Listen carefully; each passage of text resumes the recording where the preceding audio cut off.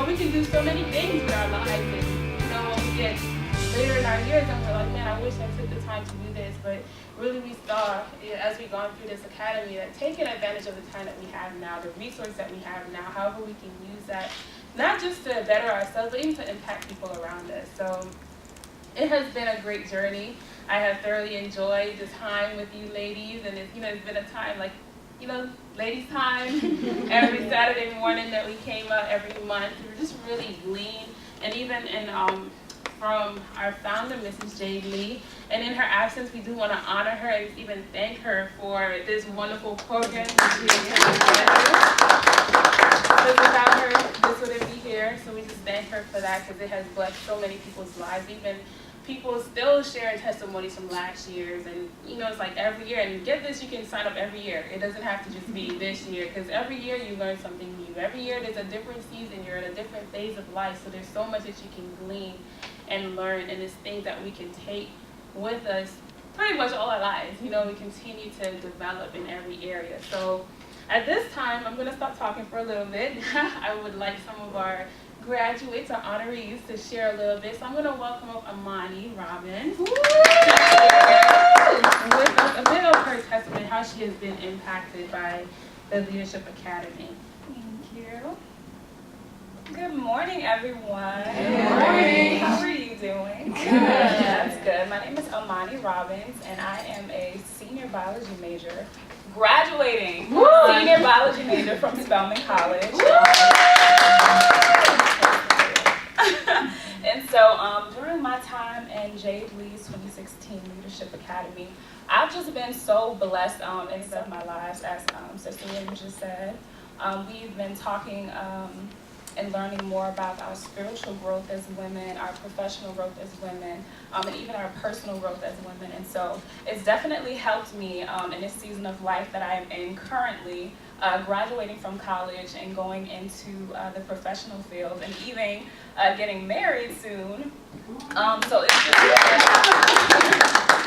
it's just been a huge blessing to my life to learn how important it is not just to have a very strong spiritual foundation, but to also take care of yourself personally, which is a struggle for me, like the natural aspect of a lot of things, like exercising and eating healthy, and planning a schedule and getting an appropriate amount of rest so that you can actually be successful in whatever field that you're going into. And so I'm just grateful that this experience has been really holistic for me. So it's allowed me to see like different areas of my life that I can improve in. And it's just been amazing. I'm very grateful to have had this time with you guys. It was definitely like ladies' time, which I definitely needed. Going through senior year, it's been real. So I'm really grateful that you all were here, for your encouragement, for the laughs that we shared, for the times that we shared together. So yeah, I'm excited to spend this day with you guys and enjoy this experience with me today. Thank you, Amani, for sharing. So like I said, we have people from every walk of life, different ranges. So we're actually going to welcome up Paige Smith, another one of our attendees, to share a bit of her testimony, her experience while she's been through the academy. Hello, everyone. I'm really excited to be here. This Women's Leadership Academy has been really just life transformational for me. I went last year for the first annual one, and I was a college student. I was also graduating, and I went to a few classes. But this one, now being a graduate and a mom, it's been similar information, but it's like impacted my life in just new ways. So I wrote a little speech, because I was an English major, so I love to write. So yes, I first wanted to honor the CEO and founder of jadely.org, because without her, this program wouldn't have been possible. And as I was reflecting, I was like, wow, this wasn't just like some cute, Saturday workshop class. This was like a life course. So I'm gonna read what I wrote. So I said that this Women's Leadership Academy has been life-changing. It's been so much more than classes taken one Saturday a month, but a full-fledged life course. It's covered every area from connecting with the Lord through authentic prayer to learning how to create a realistic budget. I've learned more in practical ways in these last 4 months of the Leadership Academy than in 4 years of other forms of education. As a mom, wife, and someone every day seeking to be rooted in my identity in Christ, it has been invaluable. I've learned about my value as a virtuous woman. I've learned about the importance of living intentionally. I've learned how to steward my health and resources. I've learned how to conduct myself in global dining settings, and I've learned how to bargain shop. More than that, I've learned that I will never fully have learned these topics, but life is about keeping an open heart and mind, open to continue to learn and receive wisdom. It's been an honor to be a part of the 2016 graduating class of the JLO Women's Leadership Academy, to grow in wisdom, love, and sisterhood with one another, taking another step towards the women God has called us all to be. So yes, that's what I wrote when I was reflecting, and just as Amani was talking, I was thinking just how much I've appreciated being able to take 4 hours out of my just day-to-day schedule. I'm like a full-time mom, so usually my days are pretty hectic. I'm with him, and I'm a new mom. I've just been a mom for over a year now, but it's been a very just selfless and sacrificial, but also joyful journey.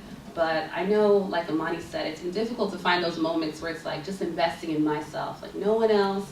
So this has given me that kind of accountability to do that. So I really appreciated coming here and just being just encouraged by the fellowship and just learning and just being able to sit and receive and look cute and sit at a table and have our little wine glasses that are filled with water and our lemonade and stuff. So it's just been so awesome, just pouring into myself and knowing that the Lord wants me to receive from Him. So yeah.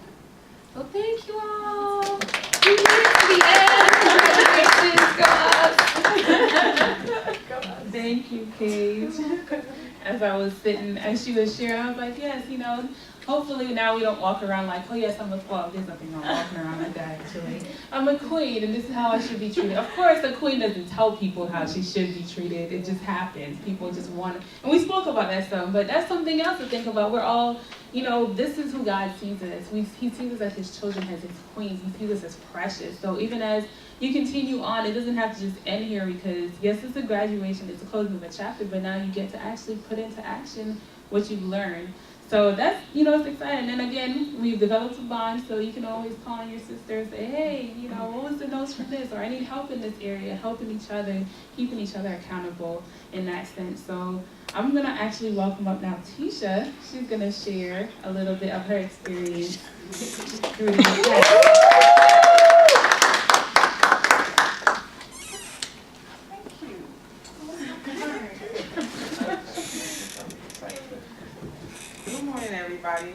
Good morning. My name is Tisha. I am a student at the World Discipleship Training School. Graduate from Florida International University with my social work. And this was my first year attending the Leadership Academy. And it was awesome. Be myself. It taught me how to be myself.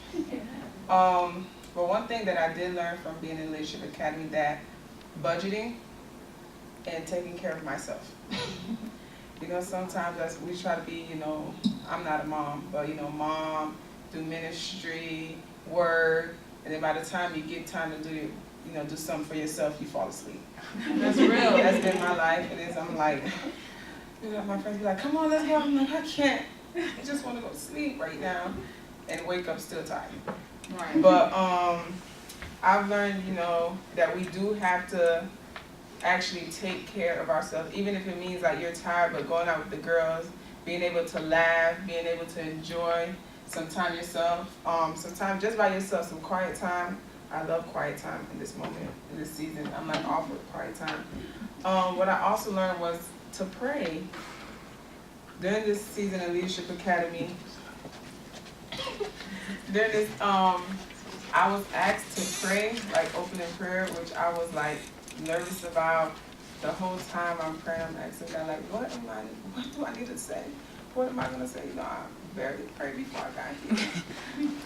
But it always gave me encouragement that I was able to hear God's voice, because every time I prayed, it was something that they were speaking about that said, and I was like, I was in the spirit. I was praying to God. I said, thank you, Jesus. I heard your voice, and I did not know what to say. And another thing that I learned was just to be myself, not to compare myself to other women and their success, or to look at myself lower. because I'm not what everybody is expecting me to be. So that was a challenge for me, and a still growing challenge. But yeah, and that I don't need to be perfect right now, and I don't need to be the Proverbs 31 woman right now. I can just work into being her. That was just such a breakthrough. Yeah. And you know, and how to multiply my money. I learned how to multiply money, get into stocks, budget, bargain, all that was awesome. So thank you. Thank you, Tisha. Thank you, everyone, for sharing. There's so many more testimonies and experiences and how people have been impacted, but because of time, I'm sure probably afterwards we can talk to each other and share, and we'll probably be talking for a long time, all that we've learned.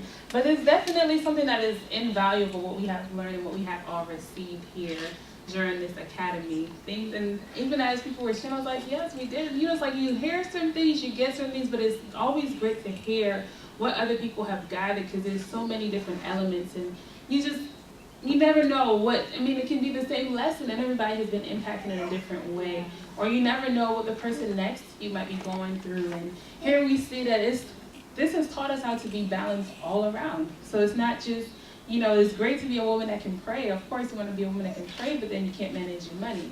But then we learn, okay, if we can pray, manage our money, still take care of our household, learn how to do all these things, take care of children, your husband, all these things, but then also realizing that none of us are perfect. And it's okay that you're not perfect, because really, I'm pretty sure we can spend the rest of our lives trying to figure it out, whatever it is.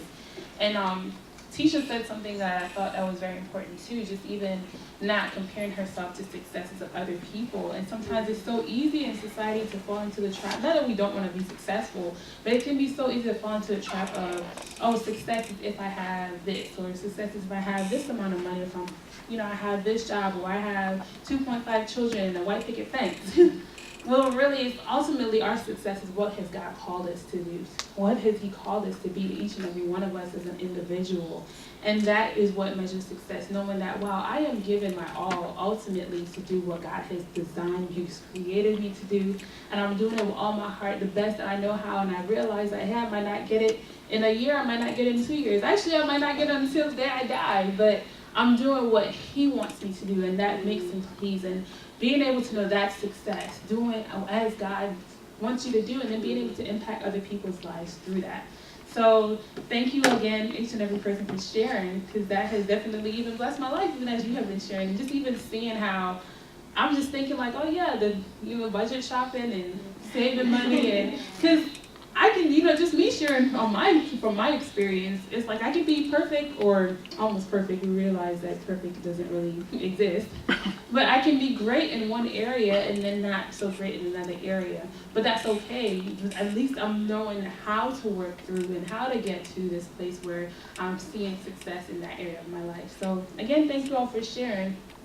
And, and I'm not trying to teach, preach, or any of that, because this is a celebration time.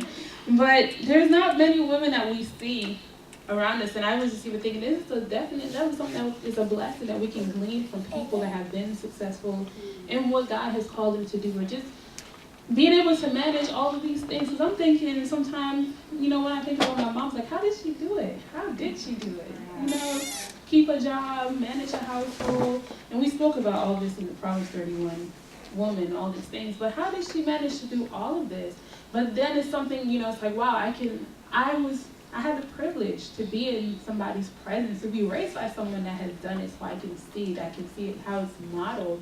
And I think just even as women, as we continue on, it is definitely an honor for us to be in the presence of Miss Shigley and other great women that have done things that we can see, wow, how have you done this? And they can share their experiences. And I think that's another key thing, that they're, being selfless to share. This is how I've become successful. This is how I've gotten where I have gotten. But I'm not just going to keep it, but I'm going to share so you can also be successful. So with that said, we do have a special person that's going to give us our graduate address today. And it's definitely a great honor for me to introduce Ms. Debra Shigley.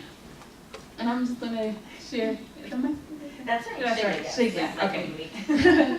So Debra Shigley is a journalist, a former attorney, and co-founder of Color, which is a technology startup for on-demand hairstyling, created by women of color for women of color. So you know we like that kind of stuff, right? She graduated from Harvard and began her career as a product assistant at CNN, followed by roles at Atlanta Magazine, where she worked as a beauty and fashion editor while completing her law degree at night. Wow.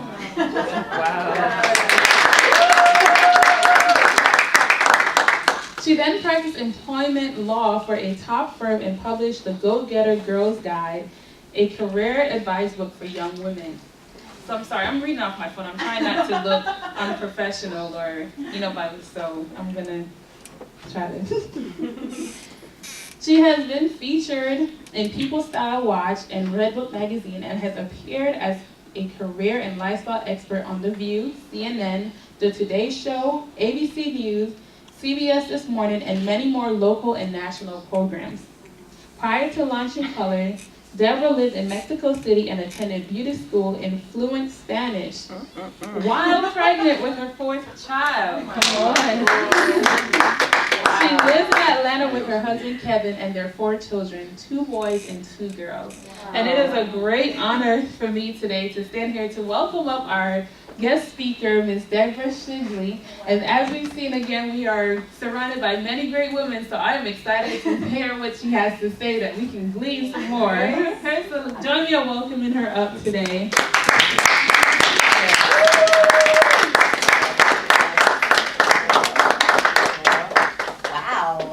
Wow, guys. Thank you so much, Lauren, for that introduction.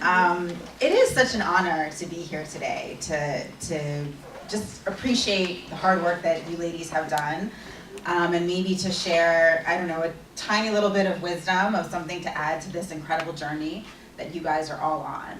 I thought for today, I'm just gonna share 2 stories with you about kind of my own experience, my own journey.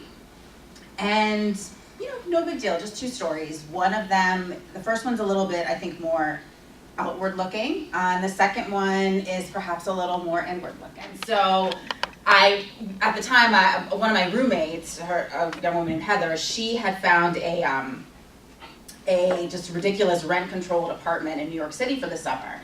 And this was like, it's amazing, we're gonna go to New York, I'm gonna get a job like hostessing at a restaurant, I'm just gonna do this kind of New York thing. And what do you guys think happened? So I went, I was living in New York, hostessing at a restaurant, and within a few weeks I was like, this is like a little bit boring. I feel like I should be doing something more productive with my time, but again, just bloom where you're planted is I think maybe a great lesson you guys have maybe heard from this program. And so I just kind of went about my job and was doing my thing. And one day, a very famous woman came in this restaurant. And this woman, this was many years ago. It was back in, it must have been like, 1999 or 2000, 2001, something like that. But anyways, the woman was Sold Out O'Brien. Do you guys know who Sold Out O'Brien is? Okay. At the time, she wasn't quite as famous as she is today because she was just starting out being an anchor on Weekend Today. But I followed her career because she went to Harvard, she had kids, she was doing kind of what I wanted to do at that time. And I remember when she came in and I was sitting at like the hostess stand and there were some other hostesses and I was like, oh my God, do you guys know who that is? Like, should we talk to her? And I don't think they really knew who she was, but I did. And I debated back and forth, like, should I talk to her? And I didn't that day, because I just felt like she's with her family, and like her in-laws are there, and I thought, it's just not the right moment.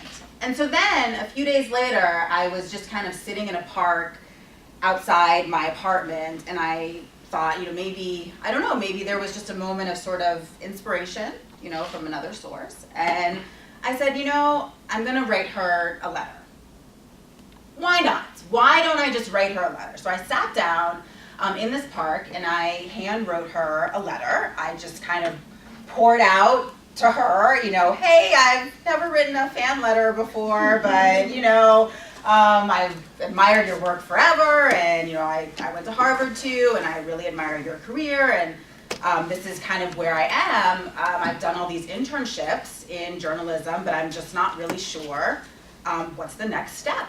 I don't know, I've done these internships, how do I get a job? What's the right, if I want to be on air, what kind of job should I get? And I was just Not sure. Oh, we lost our light. But in any case, so I kind of just wrote this all on the paper and sent it off to 30 Rockefeller Plaza because she was an anchor of the Weekend Today show, and I figured it would surely just go to some sort of black hole of fan mail. You know, this was before email was even like really the thing, and I just figured no one was ever. But again, part of me was like, but why not? But why not? Maybe. And so sure enough, a few days later, I'm sitting in my apartment again, watching, I think, MTV. It was like a Blue Cantrell video or something like that. I remember it because it's like burned into my memory. And the phone rang. And I picked up the phone and I said, hey, hello. And the voice said, hi, this is Soledad O'Brien calling for Debra. And I was like, look at God, you know? And sure enough, she had read all the way to the bottom of my letter to where I'd put, you know, my phone number and my name, and she had read the letter, and she called me. And I was like, hey, how are you? And she said, hey, I got your letter, and, you know, I wondered if maybe you wanted to come down to the Today Show and have a little chat, and, you know, kind of like an informational interview. I'm sure you guys have talked about that. And I said, that sounds amazing. So I went down there, and, you know, brought like my long list of questions. I think I was, you know, 20 at the time, and had a long list of questions like I'm sure you guys know you're supposed to do when you have an informational interview. And when I got there, she was just all business. You know, she was like, okay, so what do you have for me? And I was very glad I had a list of 20 questions prepared. That, you know, how do I break into the industry, all these different things. And, you know, she just gave me some invaluable advice that I use to this day. And, you know, at the time, I think she was pregnant with her second child, and no one really knew. And it was just an immediate bond. And who would have thought that, you know, a letter, a moment, a chance meeting with someone could be ultimately, you know, the story of that encounter. I mean, what ended up happening was she kind of invited me to sort of be a faux intern that summer. And so she helped set up little sort of informational meetings and shadowing sessions with a lot of other people around Weekend Today. And so even though I was trying not to do an internship, I kind of got pulled into this incredibly just amazing opportunity to see firsthand how she was doing what she was doing as a mom, as a wife, as a, you know, anchor. And it was just an amazing opportunity. And I guess I share this story with you to kind of say, you know, at that moment, I was kind of stuck. And, you know, sometimes you have those, you kind of hear a message, you know, just to reach out and to not be afraid to reach out to someone and ask for help. Because many people, they are selfless and they'll hear kind of where you're coming from and the help is available. So that's the story number one. Just don't be afraid to reach out for help. Because you never know, people are very helpful. And the second story I wanted to share is a little bit different. It's about beauty and freedom. And so as Lauren mentioned, my career path has kind of pivoted. And I recently founded a company. It's called Color, and it's basically like Uber for black hair. We do you know, on location hairstyling for women of color. But honestly, the seeds of this business were, I mean, they really were so much more, because as a woman of color myself, as, you know, struggling with my hair over the years, I mean, it's really a spiritual, it's almost like a spiritual thing. I mean, I think anybody, you know, no matter how you've dealt with your hair, if you've gone natural, if you're doing protective styles, whatever, it is way deeper and more profound than just hair. And so our goal with the business, of course, is to kind of get to another level where even as women of color, we feel carefree about our hair, and that's a very kind of deep sort of thing. But the story I wanted to share was related to that, because part of the inspiration for the company was when I was in college. I wrote, I was a journalist. I wrote for, I guess, I wrote for the Harvard Crimson, and we did this story about beauty standards at Harvard, and I co-wrote this with, anybody heard of the company Rent the Runway? Mm-hmm. Okay, so the founder of Rent the Runway is Jennifer Hyman. She's my best friend from college. She's my college roommate, and we're close to this day. And she and I used to write articles for the paper, and that would just cause this furor, like controversy. We were very sort of controversial. We would write things that people would talk about. And we wrote this story about beauty standards at Harvard. And basically the idea of it was that many women from different groups felt that, Harvard is kind of a, old kind of northeastern school, and many women who were maybe from different diverse groups felt that they weren't represented in what was sort of the ideal beauty at Harvard. They felt like, women who were African American, Asian, different races and backgrounds felt like, the beauty standard at Harvard was kind of a petite Caucasian girl with blonde hair. I mean, they literally said this, and this was just their sharing sort of their feeling of what the environment was like there. And it was very powerful. It was very powerful to kind of hear these women just sort of share their take, but I remember one woman who's now a very good friend of mine, she gave a quote where she said, imagine when we talk about beauty, you can't deny that, what we look at as beauty is, it doesn't come out of thin air. It comes from some sort of social construction. And I was like, well, what do you mean by that? And she's like, well, imagine a world where women of all races were going to the salon to get their hair poofed up into big afros in the same numbers as women were straightening their hair. And I had to this day, I have to go, can you imagine that? Can you imagine that, right? It makes you kind of take a pause. And it's not to say that afros are better than straight hair or one or the other, but it's to say that when we feel that women wouldn't choose to have an afro, or women wouldn't choose to wear their hair in a certain way because that's maybe not considered beautiful, that doesn't come out of thin air. That's something that has been maybe, put upon us from a message of some external source. We have to sort of acknowledge that. And that's something that just stuck in my mind. Like when I think about color, I think about imagine a world where women could wear their hair any way they wanted and felt that all of these ways that they could be beautiful were beautiful, and the world looked at them in this way. So that's just kind of in my mind. And I'm a mom of 4, and I have 2. My oldest child is 5, and I have a 5-year-old, an almost 4-year-old, a 2-year-old, and a 1-year-old. So I have a lot of little kids in my house. And my daughter, so we recently just lived abroad in Mexico City, and we were living there for about 18 months. And my daughter, she's 3, and she has hair, it's a little looser curl than mine, but it's curly, like it's curly. And she when she was in Mexico, a lot of her friends had very straight hair because it's the hair there is very sort of like almost Native American, because that's what the ethnicity tends to be. So it's kind of very straight.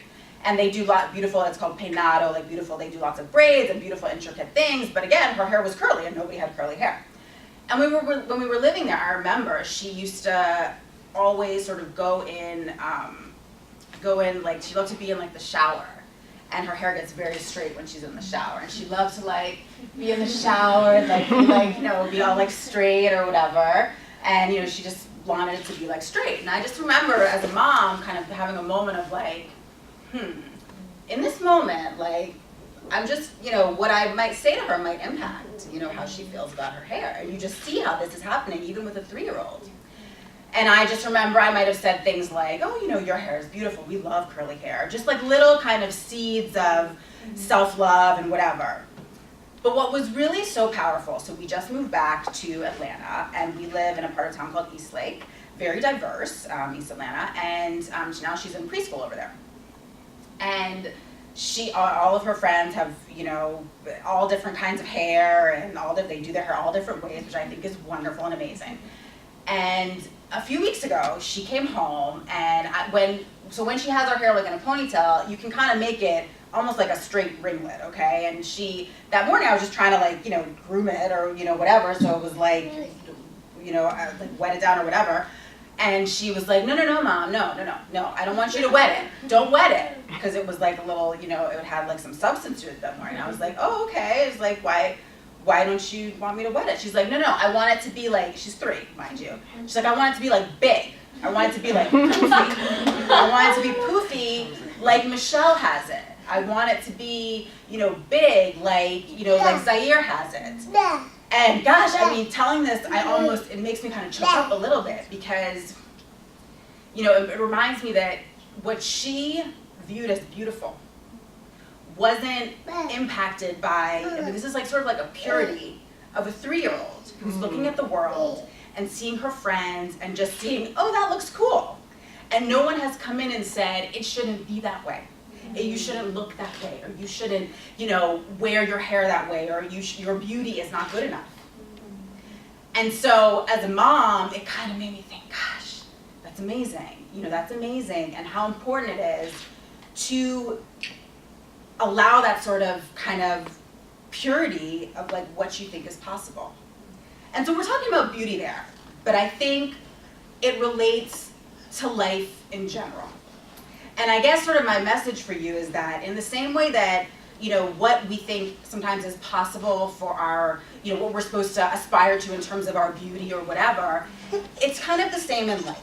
And I think by the time we've all reached adulthood, maybe we've had those experiences where we've had a big vision or a big goal, and someone else maybe has said, maybe you shouldn't try that. Maybe that's not for you. Why don't you want to do this, but maybe you're supposed to be over here. Like this is a better plan for you, or whatever. And I think in the same way, what we think is possible for ourselves, and when people say things like that, it is a lot of, it's well-meaning, bless their heart, as we say in the South, like, it's well-meaning, it's coming from a good place, but it is kind of constructed by their own experiences, by what they've experienced in their life, maybe trials and tribulations they've had, maybe their fears, maybe their, but it's well-meaning. But I guess I would want to say to you, my wish for you is that when you think about, the vision of your life and what you want, I want you just to think bigger, to think, imagine a world where all my dreams come true. What does that look like? Who are you with? What are you doing? Who's with you? Like, what does your daily life look like? And I think, if you take a step back and say, that mess, of course, we often talk about, like, that vision wouldn't be in your head unless God put it there. Unless you had the, the power, through, whatever comes into your life and through your faith to get there. So I guess that's kind of, my sort of message for the day of, as you complete this journey and this part of your development, that you have a vision that is just so big, it almost is like crazy. That it's like something that, you imagine a world, what would it look like? It should scare you a little. It should scare you because you can do it. And so, side note to that, how do you get there? And I think that's, I know you guys have done a lot of work with this organization on practical stuff, and I think, there's so much discussion, especially being a mom, there's all this discussion of like work-life balance and all this kind of stuff, and how do you do it? And my only comment on that is just that a lot of times we can get really, really hung up on the details. And I think, if someone asked me, how do you run a startup and have 4 kids under the age of 6, and and I could share with you the details. I could share with you the details of like what our life looks like, how much childcare we have, and all that kind of stuff. But I think at the end of the day, it all starts with a vision. It all starts with an idea of what you want your life to be like, and the details can kind of take care of themselves. And when you get stuck, of course, there's your faith, of course. Those quiet moments of prayer and conversation with whoever your God is. But I have 4 kids. I watch a lot of Finding Nemo. And in the words of Dory, just keep swimming, just keep swimming, just keep swimming. Thank you very much. Congratulations.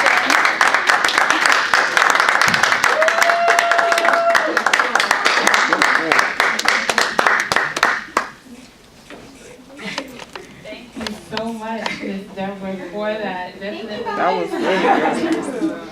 Thank you for taking your time and being able to speak to us and give us some wisdom and some practical things that we can do. So that was very, I know I got some. Thank you again. Thank you. It's definitely pleasure and an honor to have you speak to us, and just even from all your experiences and being able to share. We definitely thank you for that. Thank you. So now with that said, we're going to go into a time of just acknowledgement of our students and our graduates. So with the way the program was set up, or is set up, is 4 months. So to graduate or to be officially graduated from the program, you would have to have completed all 4 courses. Now I know because of life in school and not everybody was able to make it to all 4 classes, but I do want to acknowledge, we still want to acknowledge everybody that did participate here. And there's so much going on this weekend, and with graduation and finals ending, and as we see people moving out and all these things. So everybody's not here, but I still would like to take the time to acknowledge those that were a part of the program, whether it was just one time or they came every time. We do want to acknowledge each person for that, because really one time is enough to impact your life. So we have, and if you're here, and when I call your name, you can come up. We'd like to present you with a certificate. So I'm going to go ahead and do the certificate of participation first, and then we're going to go into our actual graduates for the 2016 program. So you bear with me here as I go through.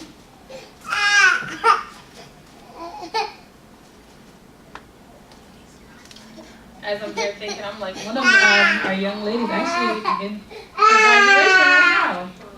She's or is about to be graduating. So like, this is an exciting time all around. A lot of life changes. I don't know when I was graduating. It wasn't that long ago, but it was a little while ago.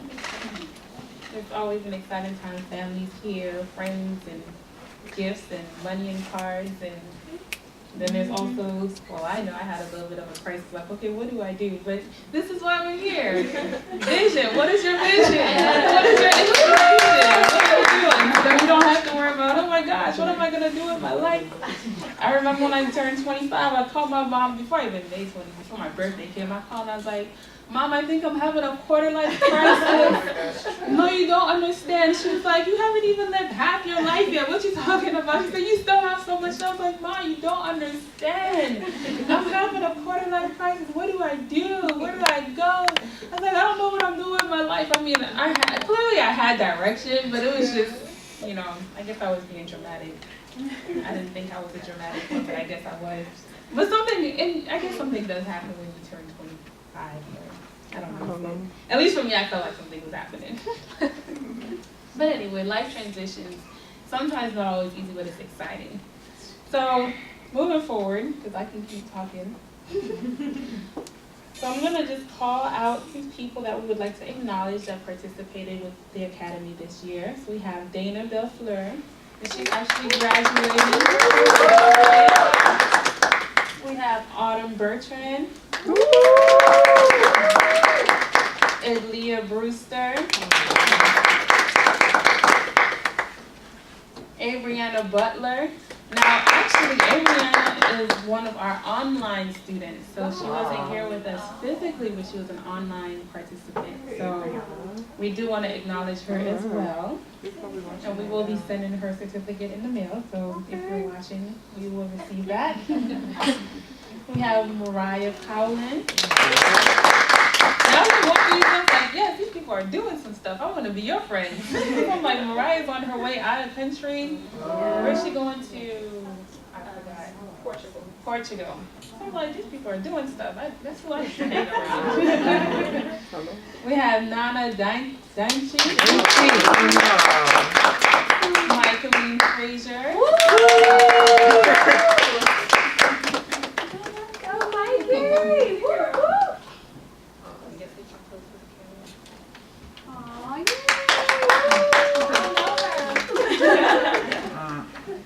Amber Freeman,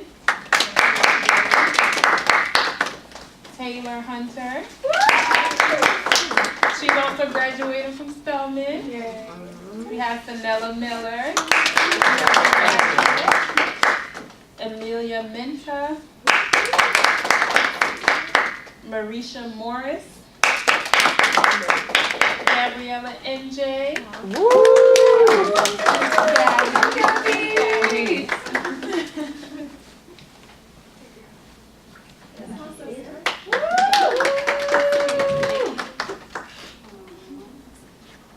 I have to get the pose thing down. I tried this one first and was like, okay.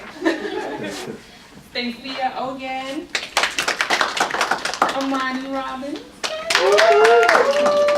soon to be Mrs. Rucker. Okay. 2 more weeks. And congratulations on graduation. Tia Sylvain, Osiga Osalo, and I apologize for chopping up some people's names. I apologize. Osiga, I sometimes blame it on my the fact that I'm not American. I don't know if that's an excuse. Well, technically I'm not American, but you know, I try. Osiga is also graduating from Georgia State. And we have O'Shea Williams. So let's give her a hand for all of our participants. I told you to give a hand and now I'm talking. But these are all people that participated, whether they attended 1 class or 3 classes or 2 classes. But we just want to acknowledge everyone that participated. So now we're actually going to go into those that have actually attended, participated, completed the 2016 Leadership Academy course. So if you are here when I call your name, you may come on up. So we have Andrea Bertrand.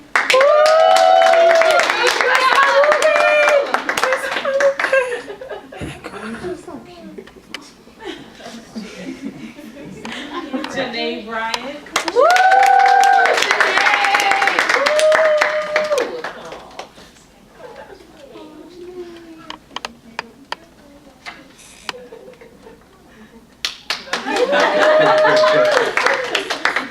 Daphne Icola.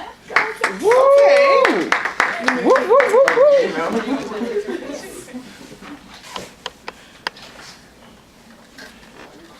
I can say, don't be shy to get close now.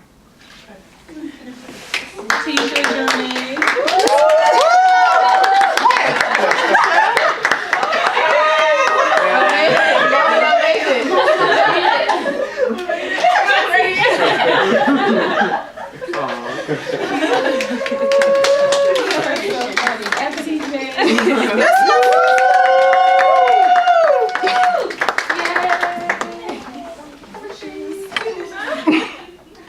Okay, Zoom.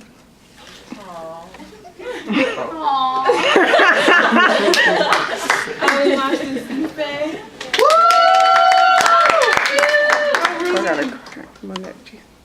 Aww, cute. And Paige Smith.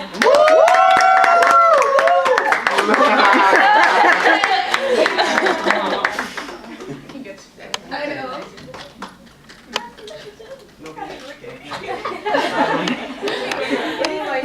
That's my mom. All right, so let's give a hand to all of our graduates. Awesome. So again, congratulations to every one of you, and even those of you that are not here and might be looking online, congratulations. It is definitely a great accomplishment, and yes, it might not be graduating from school, but this is another accomplishment, investing into yourselves and taking the next step in your life. So congratulations on that. All right, so I won't be here before you much longer, but I do want to just say thank you to everyone that has helped out, from media to wherever you can some of you have just jumped in and helped, not necessarily under a department, or whether it's, say, do you need something to eat, or whatever it is, a bottle of water, setting up chairs, taking pictures, faithfully helping. That has meant a lot to all of us and making this possible, so thank you. And again, we want to also thank Mrs. Jade Lee, even though she's not here. And thank you, Ms. Debra, for sharing. Yes. Thank you. So I'm about to actually just close out because that is all that I have. I can probably sing a song for you. Yes. Just kidding. Everybody will be like, yes, we're done. It's probably not that bad. So I'll save you. I'll spare you.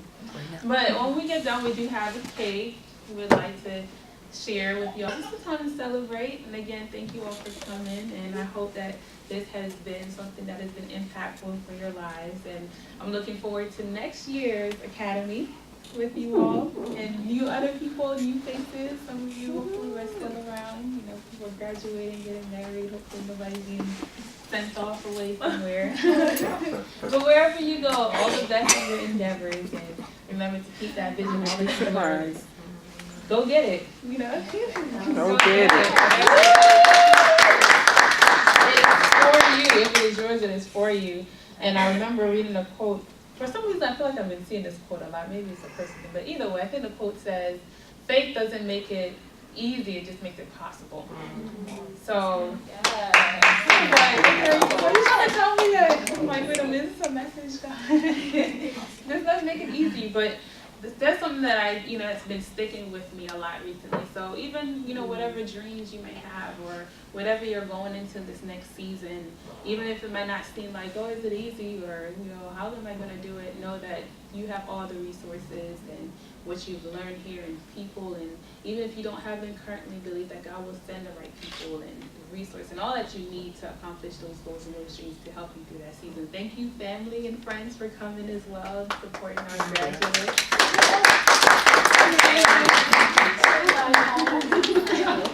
So thank you all again. So I'm going to go ahead and close out, and you all are welcome afterwards to fellowship, partaking some cake, talk, share. This is usually our girls' time. I will miss spending time with you all on Saturday. Not like we won't see each other again, but it's something special about this time that we can come together. But again, even if you completed this year, you can always sign up next year. So let us pray. So Father, I just thank you so much for today, and just even this time of celebration, and just even this milestone and accomplishment in these ladies' lives. I pray your blessing over our days, and just even as we continue on with our lives, I pray that you will continue to direct our steps, continue to order our steps, and continue to show us what you have for us. And I just even thank you for the friendship and the bond of love and just friends that we can come together and just even be in this time, in this place. And thank you just even that you care for us and that you have greater plans, and just even for the vision and insight you've given us for our lives. I thank you, Lord, that we do have purpose and that we have the equipment and everything that we need to fulfill that. So I just pray that you will go before us for your protection, your covering, and even as we continue to celebrate and many other things to come, that we will continue to celebrate with one another. In Jesus' name, amen.